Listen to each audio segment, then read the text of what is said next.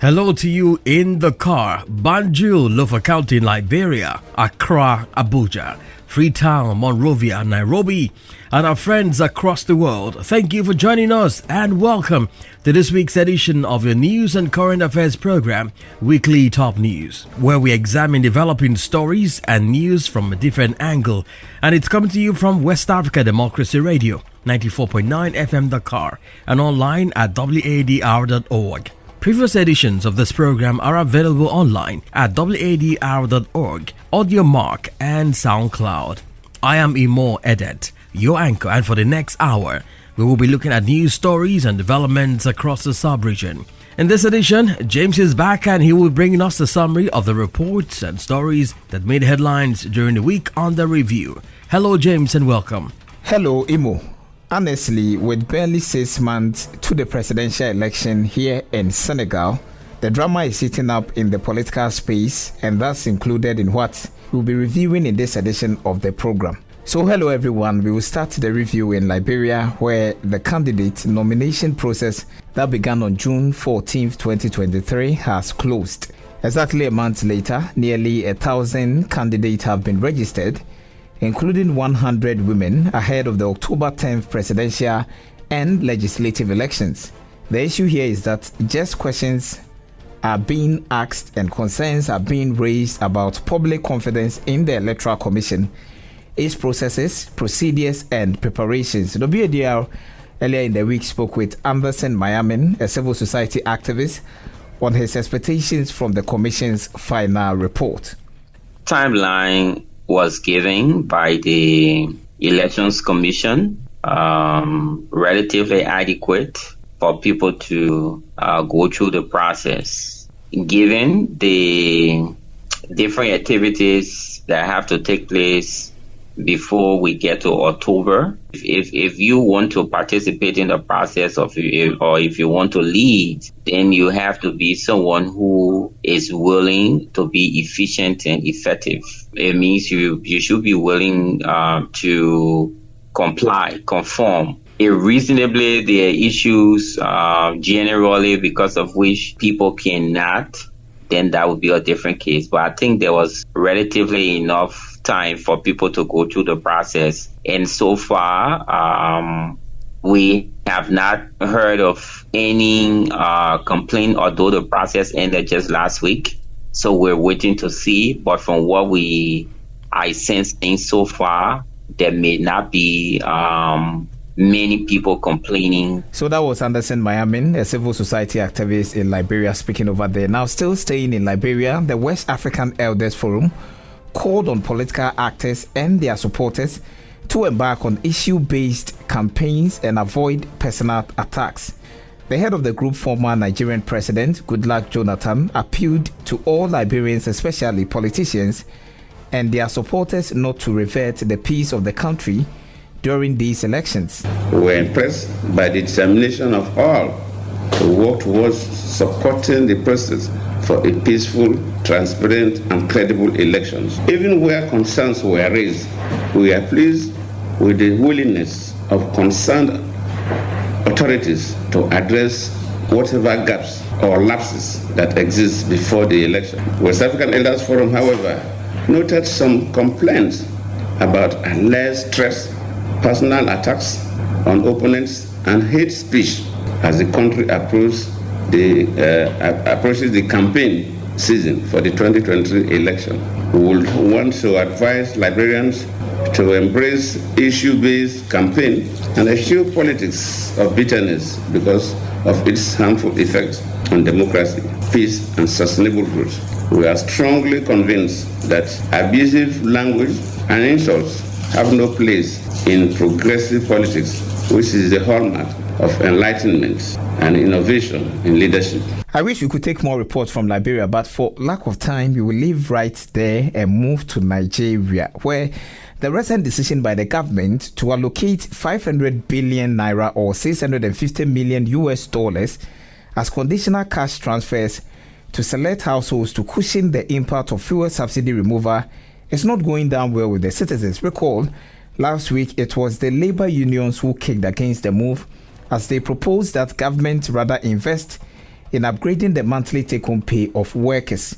Usuma Umar in Abuja reported that some incidents of Benue State in the North Central region are advocating the utilization of the fund in improving the electricity supply instead. The federal government's decision to utilize the recently approved 500 billion naira or 650 million US dollars as conditional cash transfer has drawn sharp criticism from many Nigerians, particularly those residing in communities plagued by unreliable or non-existent electricity supply, such as Makurdi, the capital city of Benue State, north central Nigeria. They argue that instead of the temporary cash transfer, the government should prioritize fixing the electricity infrastructure, which would have a more significant impact on small and medium enterprises. The federal government should be able to put the money meant for palliatives in trying to strengthen the way that light will be supplied. You can use every day we spend up to 10,000 for diesel. Like talks about jobs that cost about 3,000. I was spending more than 10,000 on diesel. Residents of these communities are struggling to sustain their businesses and livelihoods following years of erratic power supply. The resulting impact has hampered the growth of many small and medium enterprises that heavily rely on the national grid. Enyi Otakpa, a public affairs commentator, is also questioning the government's decision to allocate the funds for conditional cash transfers rather than investing in long-term solutions. Power is one of the major requirement for survival of businesses. And if power alone is taken care of in this country, you see a lot of small and medium-scale enterprises springing up and sustaining themselves. As the debate continues, it remains to be seen if the government will reconsider its allocation of the approved funds to provide a comprehensive plan to address the electricity challenges faced by these communities. It should also be noted that the immediate past administration had operated a similar conditional cash transfer scheme but recorded little success. Meanwhile, the inflation rate in Nigeria rose for the 6 months in a row in June to 22.79% year-on-year, from 22.41% in May, putting pressure on the central bank to tighten policy further when it meets to set interest rates next week. Now, food inflation accounts for the bulk of Nigeria's inflation basket and rose to 25.25% in June from 24.82% in May.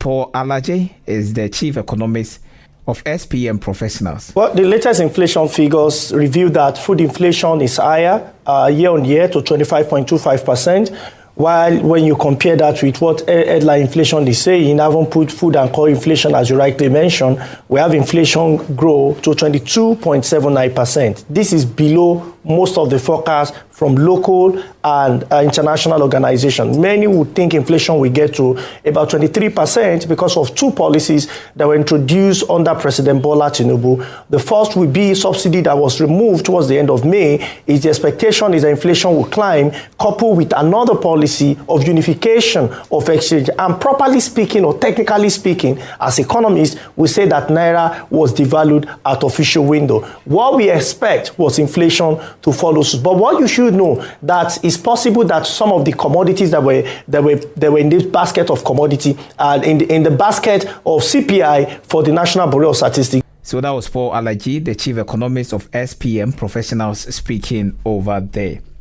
Let's cross over to Guinea, where during the week, lawyers for the victims and families of victims of demonstrations under the regime of former President Alpha Condé called for an international arrest warrant to be issued against him. The former Guinean president has been in Turkey for several months for medical treatment, while several actors in Conakry are mobilizing to ensure that he returns to face justice for his 11 years in office. The former president's political party, the RPG, has already come to his defense, describing the claim as lacking merit. Let's round off in Senegal with tension that is presumably mounting within the presidential camp after President Macky Sall was given a free hand to designate a candidate for the next presidential election. A meeting of the APR, his party, had turned into a scuffle on Tuesday following a clash between supporters of Abdoulaye Diouf Sarr, one of the party's leaders, and those of Prime Minister Amadou Ba.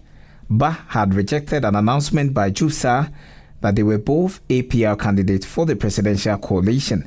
Abdoulaye Mbo, a Senegalese political analyst, explains that the fracas within the presidential camp will continue right up to the presidential election. For now, that's all on the review of stories that made headlines during the week. Thank you, James, for those reviews of stories that made headlines during the week. Well, let's now make room for some discussions.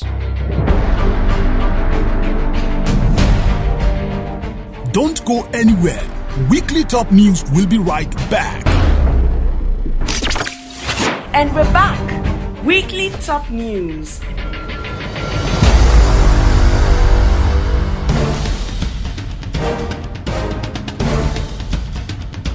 We will take off our discussion segment from where James ended in the news review in Senegal. The political climate is changing, a change described as tense. Some quarters will say this is normal in the election year, but what makes this particular build up to the February 2024 election different? It's the fact that no definite candidacy in the ruling party. Another political development is the new bill where candidates are submitted to the registry of the Constitutional Council at least 60 clear days and 65 clear days at the latest before the first round.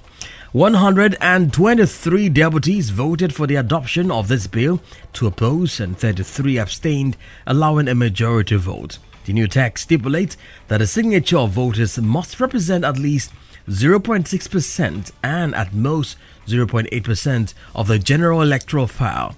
Now, voters who sign sponsorships must also be domiciled in at least 7 regions with at least 2,000 per region. In this segment, our guests will help us make sense of this new bill and its significance in the electoral system, and a look at the drama ensuing in the ruling party and how this will affect the elections in February. Well, let's welcome my guest, Pape Sherif Bertrand. He is a senior lecturer at the Anta Diop University here in Dakar. And Mr. Ibrahima Khan, he is a governance expert. Thank you, gentlemen, for your time and welcome. Mr. Khan, let me start with you. The situation in the ruling PR is getting interesting by the day. How do you think this will affect the candidacy choice of the party? Well, I think for not being decided on the possibility of running for the third term or not, Macky Sall has put not his party only, but his coalition in a very big danger. One is the fact that Macky Sall is no longer a presidential candidate makes him irrelevant on any decision regarding the future of Senegal. So giving those who are aspirant to the position more strength to come forth. And also, and the second one, any person Macky Sall will designate, will face a tough time. Why do you think so, sir? Because one, it's a coalition. Because he was the head of state, he got the go-ahead for choosing. But now his choice may not be the choice of the coalition, because within the coalition, as you know, for example, the Parti Socialiste is now up and down because many people within the Parti Socialiste believe that they don't have the right to give that ticket to Macky Sall. They have to also consult with the members of the party, which was not done. And in the other big party within the coalition, AFP, the second in the order has already declared his candidature. So which makes even the role of AFP within the coalition weaker. So now we are in a situation whereby any conclusion within that coalition not only will face a lot of resistance, but you will see soon many other candidates coming from that party or that coalition. And the more we have, the weaker the coalition will be for the next election. And if they are not careful, they may not even have somebody for the second round. Well, Mr. Pap, do you agree with Mr. Khan? Because now we know that the former speaker, has been talking to the different aspirants who would come forth. Perhaps, like you mentioned, they bring out a candidate who is not popular to the people. What do you think will happen? Do you think they will want to force it on the population to say, yes, this is our candidate and you have to vote? What do you think will play out? It's really hard to be in Macky Sall's mind. However, I want to go back to history. I used to say that Macky Sall is doing Senghor without being Senghor. Okay. Because Senghor succeeded from 1970 to choose who is going to replace him. So by leaving in 1981, Abdou Diouf was already there, knowing the system, and he replaced him. Abdou Diouf had the same problem when he started to leave. He wanted to leave in 1993. He tried to organize the party, and the party split because he mentioned Niass. That's why it reminds me the issue that Abdou Diouf had. Okay. He wanted to leave from 1993 to 2000. He prepared someone called Ousmane Tanor, who was, his electoral director. So everyone knew that this is the guy who is going to replace Abdou Diouf. But in the system, in the Parti Socialiste, people like Djiboka and Niass did not agree with him. They knew that, so they parted from the party. So the issue that happened right now, but indeed Abdou Diouf failed to win the election, and we have a transition. So the issue with Macky Sall was that something came out here. Either he wanted to say that why he did not prepare who is going to replace him. The successor. Yes. If he refused to accept that, it means that he is incapable to find someone to replace him after he left. But I will use also to give the image of the jersey, the iconic jersey like in the football, etc. Baresi, number 4, Michael Jordan, number 23. Yeah. I always used to think that when Macky Sall will leave, we will have we will have to settle down the so-called democracy, Senegalese model of democracy. And this is what is happening. And then we will see a big change or a new model of democracy in Senegal. And maybe he will be the tool through which we're going to have it. This is how I see things. Well, but Prof, is this the first time we are having this kind of disarray in a ruling party where 6 months to the election, nobody knows who's going to come up, like you've mentioned? Is this the first time it is happening in Senegal? I can say so because under WAD, people knew that he wanted to give it to his son. Senghor, we knew that when he said, okay, no one was prepared, but he said inside the party that he's going to leave. And he changed the constitution saying that when I leave, my prime minister will replace me. So the party knew that it's Abdou Diouf. When Abdou Diouf was about to leave, everyone knew that it will be, Tanor. Everyone in Senegal, everyone knew who is going to replace who. Okay, that's quite clear. But in Macky Sall, it's not the case. This is the issue we're having. Either he is incapable of imagining that, or, as I said, he wanted to say, but unfortunately, we forced them to Well, go. Mr. Khan, do you think this, like Prof has explained, will make this election different from every election Senegal has conducted or has had? Well, we need to wait and see who will be the candidates. Because so far, what we just know, Macky Sall is not going to be the candidate. And up to now, today is the 20th of July. 21st of July. 21st of July 2023. The parliament has not yet made the decision to allow Karim Wade or Khalifa Sall to participate. And Sonko is still there under house arrest, and nobody knows what will happen to that. Despite the fact that we have more than 35 old other declared candidates, but Okay. those are junior candidates. So we really don't know who are the big names. And that's really tricky because 7 months from the election, it's quite bizarre for a political system of Senegal, one of the beacon of democracy, as it has been described. It's quite very interesting to see what is happening. And what he said is really very interesting because if Macky Sall created a vacuum within his own party, maybe the decision he has taken was not the real decision. Yeah.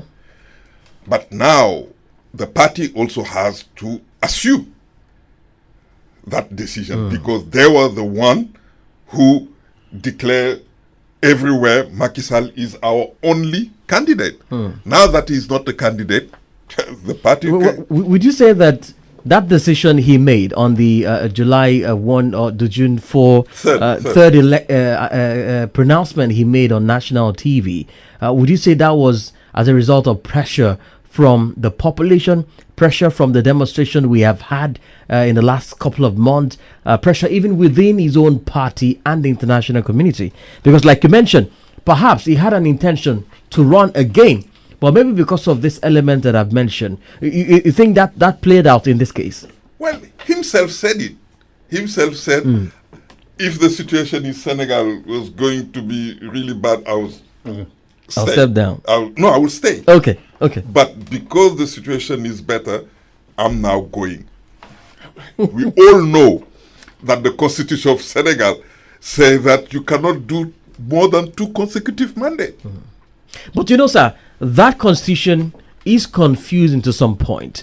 Some people say that he has the right to run a third term because of the amendment that was made to the constitution, and that he didn't make the first one was say 7 years, and then the second 5, and then so he can actually go for another one. Maybe you can just take us back and explain how that works. Well, it's really unfortunate that the Constitutional Court will not have a say on this because Macky Sall decision. Because it would have been I would have been really curious to know what will be the argument used by the Constitutional Court to give Macky Sall a third term.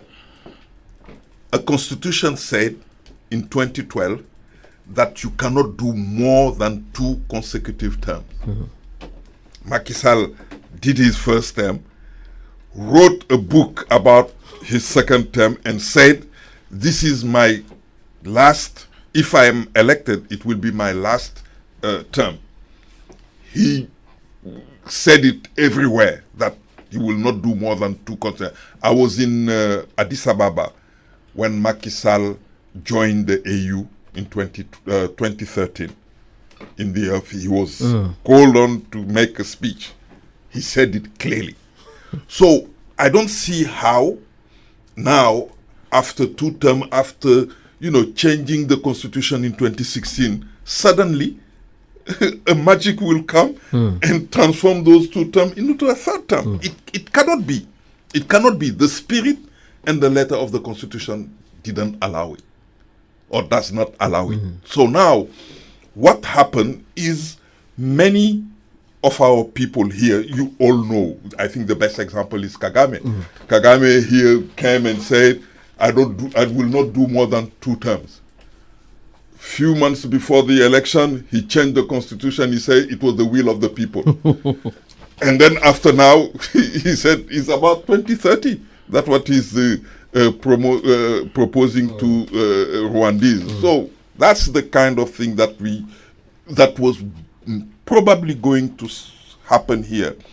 But fortunately, the Senegalese citizen, I think sent a clear message to the president saying, if you want to remain with us to strengthen our democracy, please follow what the constitution said.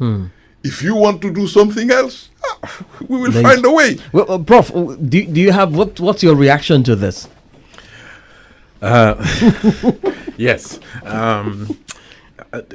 The spirit of the law, when I read it, I have no experience in the Constitution. But however, when I read it, I sometimes want to ask those who can interpret the law, what is the difference of being the Constitution talk about you cannot have 2 successive mandates of 5 years. However, it did not say about who can be a candidate. Is the one, but indeed you can interpret the spirit of 2 mandates as also a consequence of not having a candidacy. So can he be a candidate? The Constitution says nothing. Everyone can be a candidate. So that puts him in a place where he can actually be a candidate because the Constitution talk about mandate terms, but not candidacy. No. So, but this is the electoral code that talk about it. So it's quite different. If he brought this, if he decide to go to run, the Constitution cannot tell him you cannot be a candidate because he just submitted a candidacy. That is that candidacy. Does it mean that he already gained a 3rd term? He already has 2 terms. Okay, but the Constitution says you cannot have 3 terms. But can I be a candidate? If you interpret the spirit of the law, you can say that you cannot be a candidate. But the Constitution says nothing about it. So if he submit his candidacy to the Constitution, the Constitution is there for interpretation only. They will say, okay, yes, he can use his power. No, what I'm saying is that the person who wrote the Constitution, who named himself the tailor, the constitutional tailor of the president, said it many times. He even said it once on TV. I repeat. Yes. Nobody can do more than 2 terms. He said, I repeat. And this is the person who wrote the Constitution. But for me, I accept that. And that is, for me, the real interpretation. Now, politician, depending on the context, depending on many other situations, Abdoulaye Wade did it. And what was even funny, Macky Sall followed Abdoulaye Wade's steps, because Abdoulaye Wade, to convince Senegalese that he can run for the 3rd term, went to recruit all these old French professors, brought them to Dakar, and to confront them with one particular professor, Seydou Madanisi, who said in front of Abdoulaye Wade, you cannot do more than two terms. That's what the Constitution said.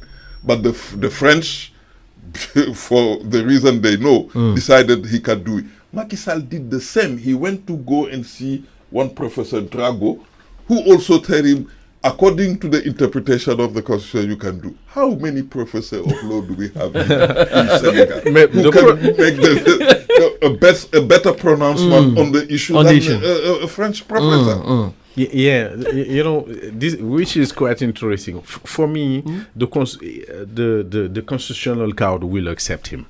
They will say that, nowhere the Constitution said that you have no right to have 3 candidates. There is no limitation of being a candidate, which does not mean that you're going to win the election.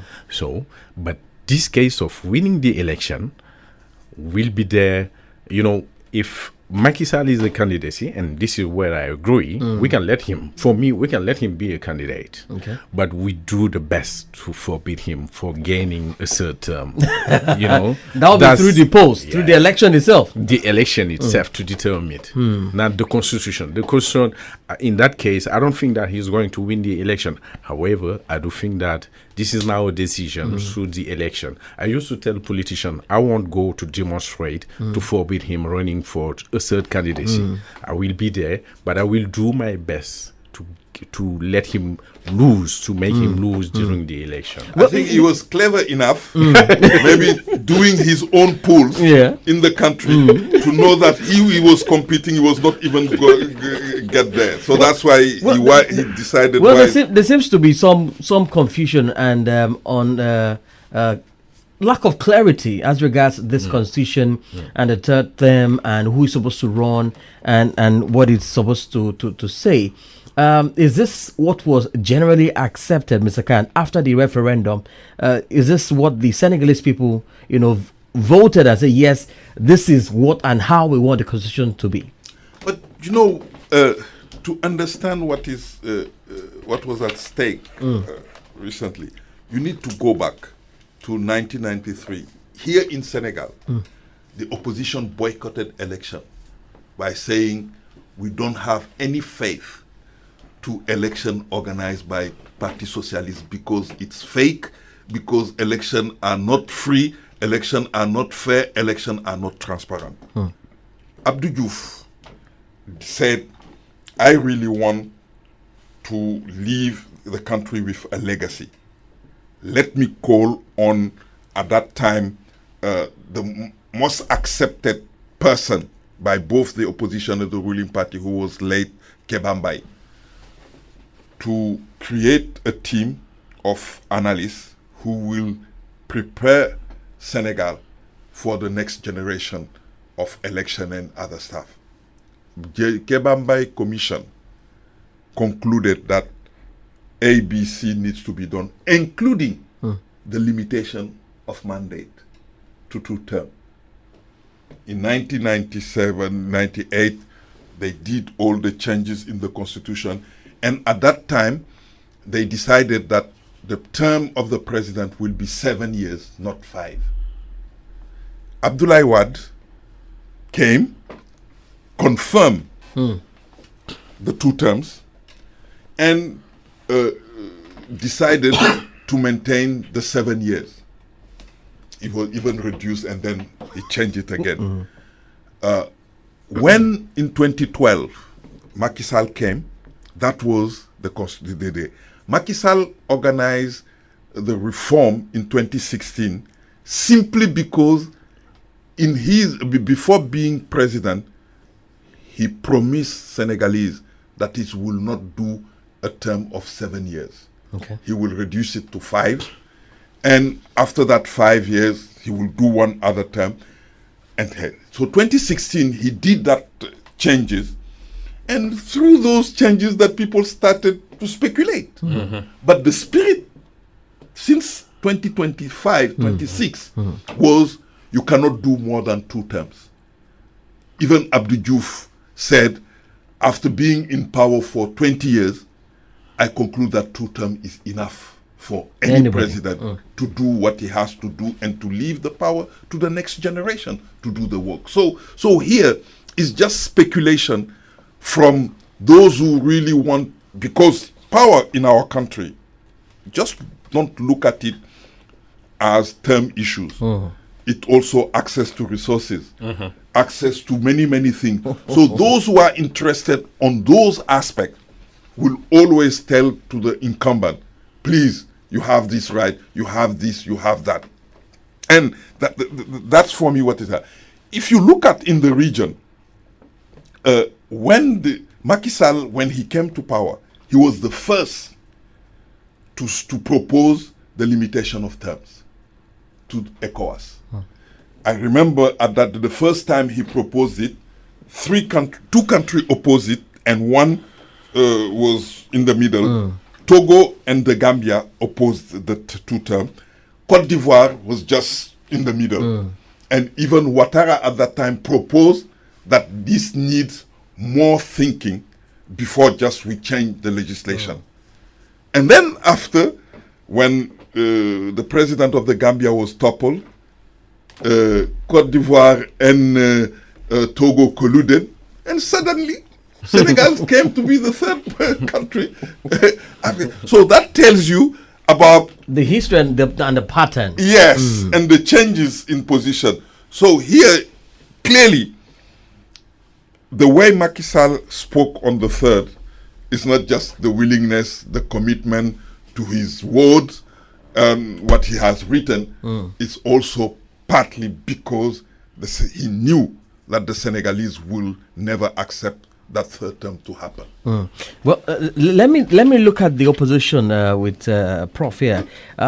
With all the happenings in the political scene, especially in the ruling party, ruling coalition, do you see the oppositions, there are lots of them here, taking advantage of that, perhaps to form another coalition that can bring out a unanimous candidate that can run, and then maybe the people can support him, and then we see a different government coming in? Do you see that happening? These oppositions changing the face of how this is playing out?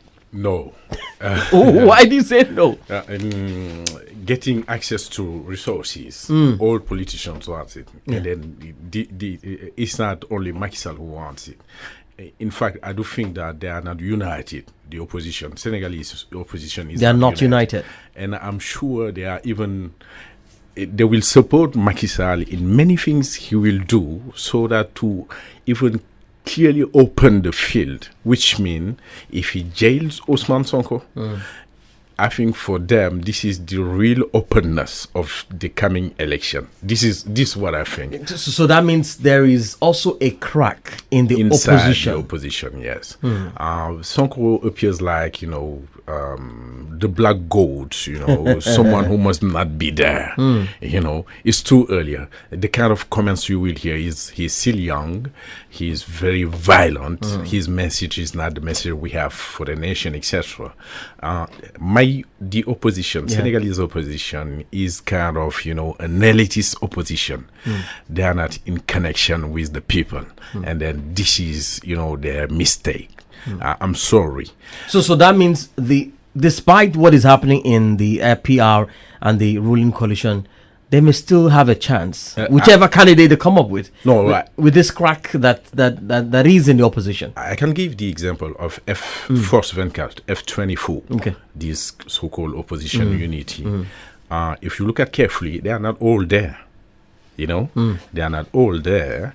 And even what is happening right now in the National Assembly, in the parliamentary, you will see that there are cracks inside. Those who are against the changing of the law or the electoral code, etc., and those who are against, and those who abstain.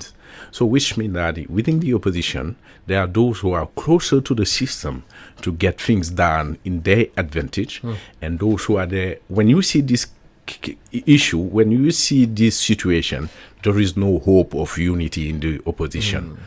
And then again, I will insist, what I have seen is that for them, it's just like it's too polarized. It's between Macky Sall and Ousmane Sonko. And if they can quiet the two, and then we will have real open election. Well, Mr. Khan, please help us make sense of why the parliament did not vote to allow Karim Wade and Khalifa Sall to run for this election. Or is it still pending? Is this something it's still pending. The parliament is there for 15 days. Maybe next Thursday they will vote those laws. But just coming back to his question of the split or the lack of unity within the opposition. We are in Africa. I spent 8 years of my life in Kenya. And I can tell you, you cannot predict what type of coalition will happen for election. Those who were opposed yesterday can be friends just for the sake of getting to the election. And after the election, they can go back. Again. The same can happen to Senegal. And, today, Sonko is the most popular. In the Senegalese history, Wade was very, very, very popular. When Wade used to go out, it was like people will even abandon their cooking, everything to go out for Wade. For 25 years, Wade never got elected. And it was, even when you look at in 2000, it was a mistake done by Abdou Diouf that led to the success of Wade during the two terms. So being very popular doesn't mean you will get the power. That's one. Two, I think we need to, as I said earlier, let's see, 7 months is a lot. And so far, there are rumors. For example, I personally heard Khalifa Sall on TV saying, I'm discussing with Karim Wade. What kind of discussion mean? So are we seeing a surprise coalition? Maybe. They are talking. He's talking to, because after the participation of Khalifa Sall to the discussion convened by the president, Tahaou Senegal and Pastef seem to have some problem. But nobody said in Yewi, Naskawi. that Tahawu is excluded. And Tahawu has always said, I'm part of Yewi. So it means that calculation have started because people don't know what the direction things are taking. So that's why they are all looking at the situation very carefully and see any kind of coalition can happen in this election. But in the other side, that's where the problem lies. Because the fact that the President Macky Sall didn't allow anybody to emerge in his coalition is created now with that vacuum, a situation whereby even if he decide that this person is the person I believe who can replace me, people will not accept. Because, and at that time of the choice, people said before the end of the month, you will see people going out and say, that's his choice. It's not our choice. Can he change it? And that may really influence how the election will take. Exactly. And that's why at the beginning of this conversation, I said nobody knows who will be the next president of Senegal. Well, Prof, let's talk about the parliament. I mean, the issue with Sonko. How do you think this can be handled? Because, you and I were speaking off camera that if Sonko is sentenced, he's still in the house. The other two were in prison. And now, if the parliament now overruled or voted in favor to allow these two to contest in the election, what then will now happen to Sonko that is sentenced but is still at home? Will you still have the free will to also be part of this election? It is already adopted. L29 was against Karim Wad because he said that if you have illicit enrichment and you have been condemned about it, and if you have already, which happened also with Khalifa Sall, is he has been jailed and he lose his citizenship.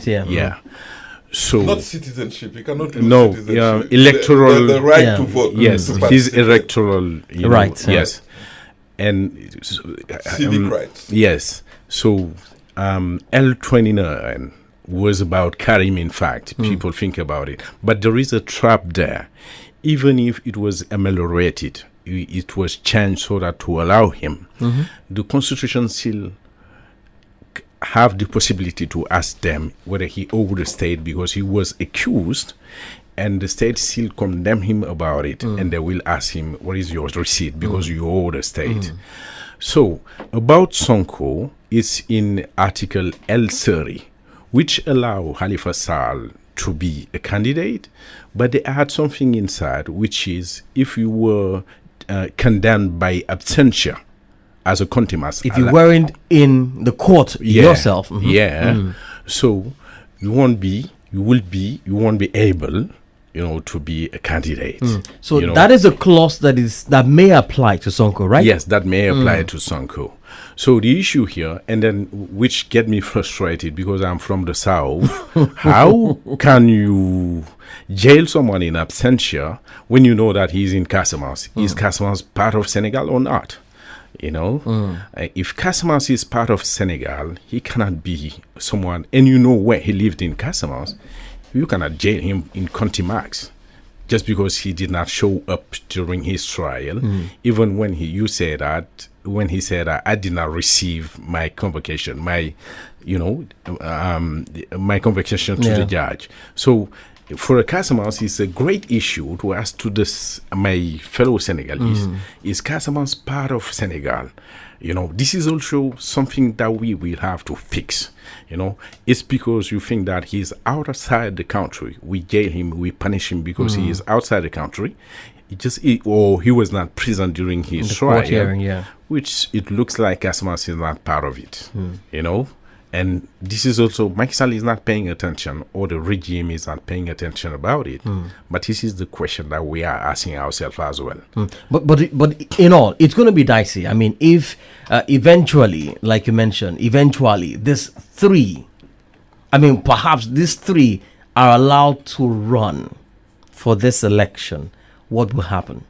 If they are allowed? The three are allowed Sall, to run? Wad and Sonko to participate in this election? Are we going to see fireworks? This is what I'm saying.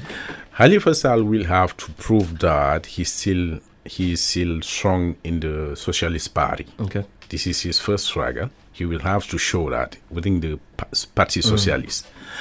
And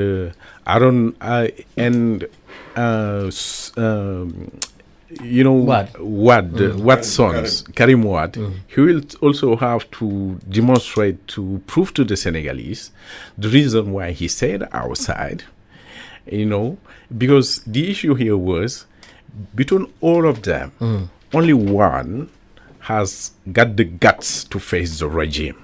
Okay. And if there is someone who needs to be paid back, Khalifa Sall seems to be very polite and timid, but this generation is not waiting for timidity. Karim Wad went outside, you know, burning his skin there, getting lighter, while Senegalese are struggling inside. So I don't think that they will be able to convince the youth that they are part of that generation that is suffering. The only guy who was condemned by in absentia while he's in the country fighting with them is Ousmane Sonko. For this issue, the generation that is there, I don't think that there are many to follow Karim Wad or Khalifa Sall. Well, Mr. Khan, you talked about the duration of campaign, and you mentioned 6-7 months. It's still a long time. But in the face of this type of election, and like both of you have mentioned, 2 years to prepare a candidate for a major election such as this, do you think 6 months will be enough for whoever comes up or emerge as a candidate to be able to sell the manifesto to the population?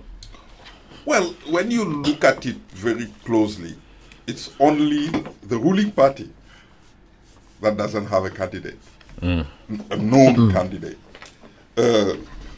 For many, many months, if I can say many years, we knew that Sonko is interested. Khalifa Sall disclosed it very well. And Karim Wad was just saying, I will only compete if the sentence is not applied to me and if my trial is reviewed. Otherwise, they are all candidates. And even the PDS said, our only candidate is Karim Wad, nobody else. So we knew those three that they are always candidates. The problem is now, who is supporting them?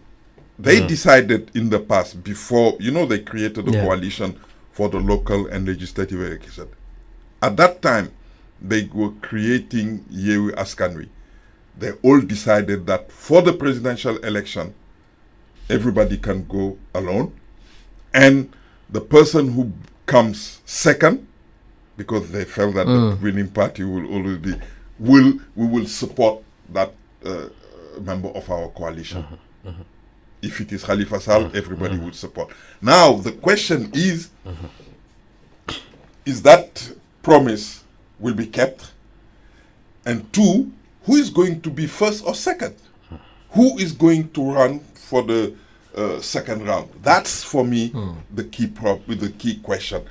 Because if, for example, the ruling party loses because of the multiplicity of candidates, you will find out two parties from Yewi. So now, how, because I don't think that within that context, Sonko will win. I don't think. Because Sonko doesn't have that majority that allow him to win more than 50% of the vote. What are the people looking out for in all of these candidates? What are those key things that they really want to hear and see that perhaps may move them for the support that all of these candidates you have mentioned are looking for? Yes. There is one big issue in Senegal. The big issue is the power of the president. Apart from... How is that an issue, sir? Well, it's an issue because everything begins from the president, everything ends at the president. And we are in a republic. In the republic, you have different institutions. You have the executive, you have the parliament, and you have the judiciary. Yeah. But when you look at the way things function here in Senegal, if the president has the majority at the parliament, all the decision of the head of state is low. Now that the president doesn't have the majority at the parliament no longer exists. Everybody avoid the parliament, and you see the kind of parliament that we have these days. It's not really the type of parliament that everybody wants to see in his country, particularly when you claim that you are a democratic country. And the way the judiciary has been used, Can we make a comparison, Mr. Khan? When you say republic, for instance, Ghana, republic, for instance, Nigeria. Let's compare those three countries, Ghana, Nigeria, and Senegal. What is missing out in that of Senegal? Well, what is missing is first, in my view, the power that the president has, and the fact that there is no other power who can really stop the president from doing. You're talking about Nigeria. Who prevented Olusegun Obasanjo from the parliament? The National Assembly. The National Assembly. They said, no way, you cannot. So that means that in Nigeria, you like it or not, the president is not in control of the parliament. The judiciary in Ghana has also shown in many circumstances, even condemning ministers for, corruption and other stuff. So that exists. In Senegal, we had this during what time? The Assises Nationales that people organized.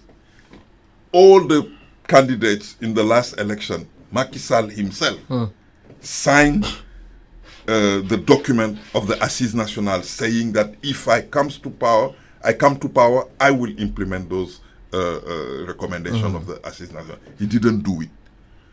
Up to now, so to speak. No, up to now. And one of the things that the Assises Nationales was trying to do, I really like the approach, is to limit the power of the president.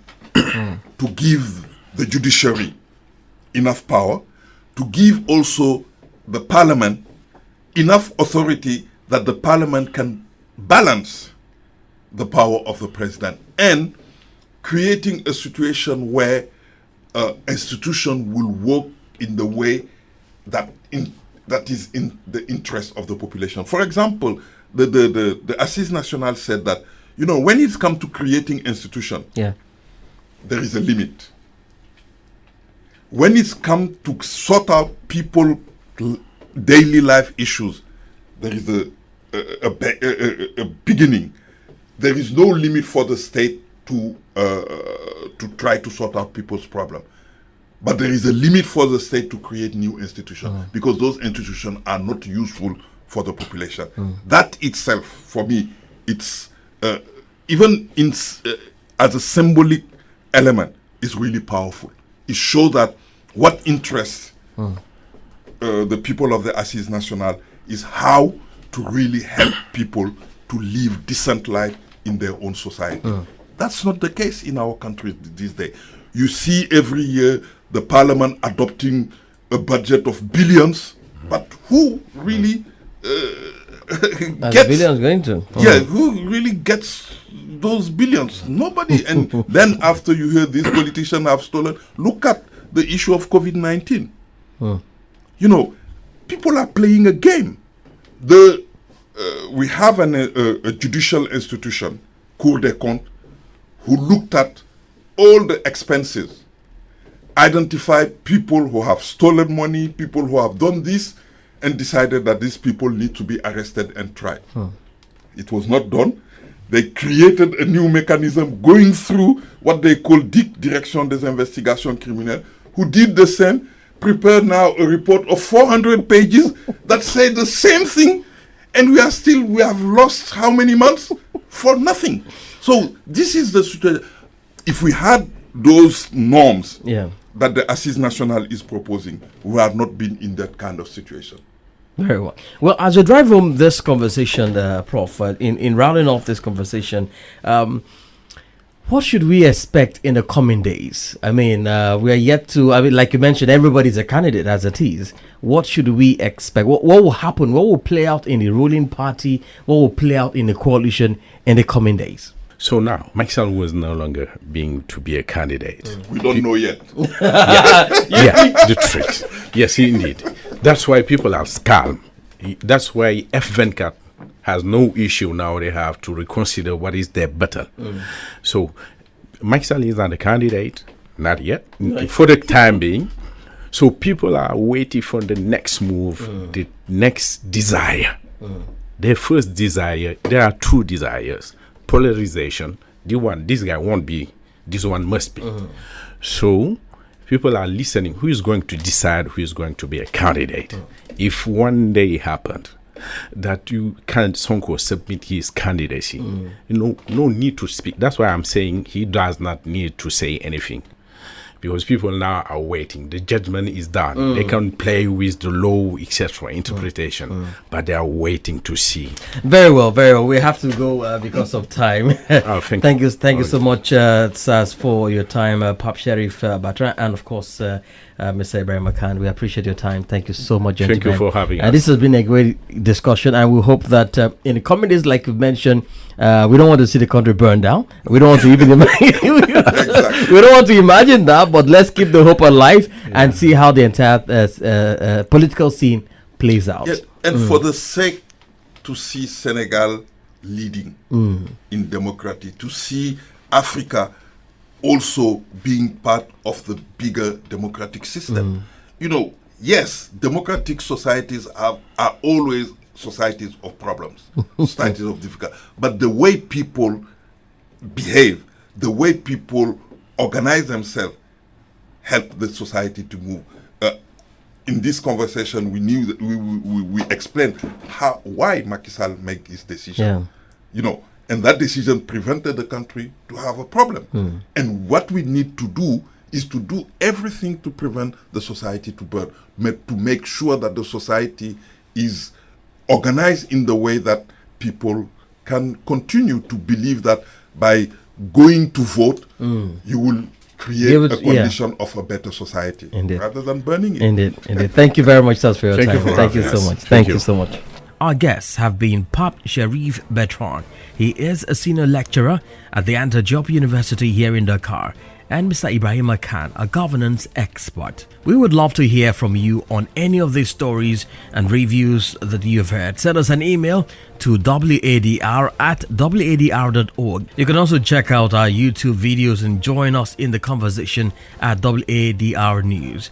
And that's how we wrap things up on this edition of Weekly Top News on West Africa Democracy Radio, 94.9 FM Dakar. Do join us next week for another review and insightful analysis of major news development. I am Imo Edet. Do have a great weekend.